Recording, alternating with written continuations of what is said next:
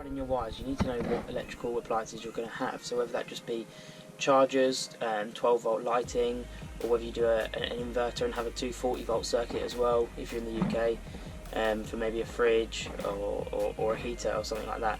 So you need to have a list of what electrical components you're going to have in your van. Then you can see what power they draw. You can find out what size wire you need, so the current rating. I've got 1mm squared, which is rated 16.5 amps for all my appliances, which is more than enough for any 12 volt lighting and chargers. You know what electrical components you're going to have and what the size wire you need. You can then route the wires, so you need to have a fairly good idea of your design of your van, whether it just be on paper, in your head, on the computer, just so you know where the electronics are going to be housed, so you can route all the wiring back to your 12 volt fuse panel, or back to your inverter, or back to your leisure batteries, however you're going to have your setup. So you need to be able to know all this information quite early on in the build before you go ahead and insulate the roof of the van, or clad any walls or put any walls up, so you can run the wires behind them and hide them. Got this 1mm squared automotive twin core cable, so there's 2 separate wires in there, 1mm squared per wire, and that's rated to 16.5 amps. So that's going to do everything, all my 12 volt.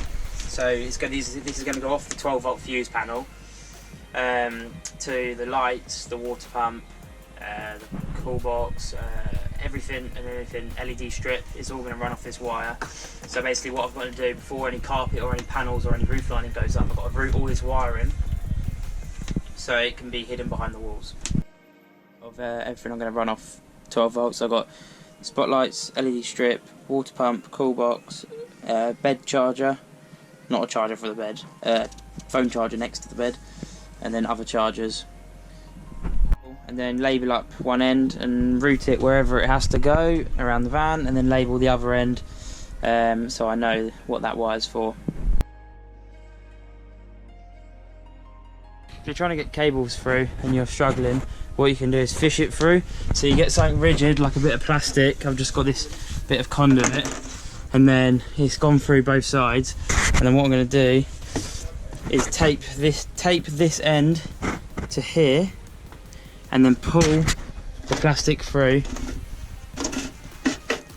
and then it will pull the cable through with it. Just feeding the wires through this bit on the van, and just because it was a metal lip, it was sort of scraping the insulation on the wire. You can sort of see in a few bits there's a bit of damage on the insulation over time, and vibration from driving that'll eventually wear down to the metal, and it could cause a short.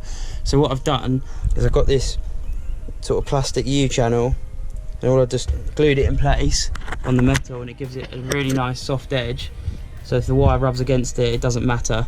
So if you're feeding any wires through any parts of the van and it's rubbing on any lips like that, then I definitely recommend getting yourself some of this, because that will prevent any wiring issues later on. I'm just using my self-adhesive bases on the ceiling, on the roof of the van, just to route all the wiring nice and neat. Just making a plan so the insulation can go up and the headlining can go up. I just put these loops in where there's going to be a light, trailing wire there. So these things are really good for easy wiring, and all I've done is just cable tied through, left it loose whilst I'm playing around with the routing and stuff, and then tightened it up when it's ready to go. So just put the plastic U-channel on around here where the wires are coming out, just so they don't foul on that edge, and also up in here where we've got wires running through as well. So that's just peace of mind that that's done and done properly. And then we've got wires routed up, that'll go behind the wall. Slight loop there for some LED strip, nice and neat. So it should be good. When routing your wires, I really do recommend these self-adhesive cable tie mounts. Just a sticky pad on the end there and a cable tie. They're so useful. You can just stick them to, well, anything really. They're pretty sticky, and just tie your wires around. I've done it all behind my walls. I got them from Screwfix. They're just called tie mounts. But yeah, that's a really good tip. It saves you, I don't know, some people use conduit to run wires, some people just stuff them down, but it's a really nice way of keeping them nice and tidy. So I do recommend getting a pack of those. They're only cheap, That will help you out a lot with running your wires. So it was just a quick video today regarding a few tips on running the wires on your van. Thanks for watching, I'll see you in the next one.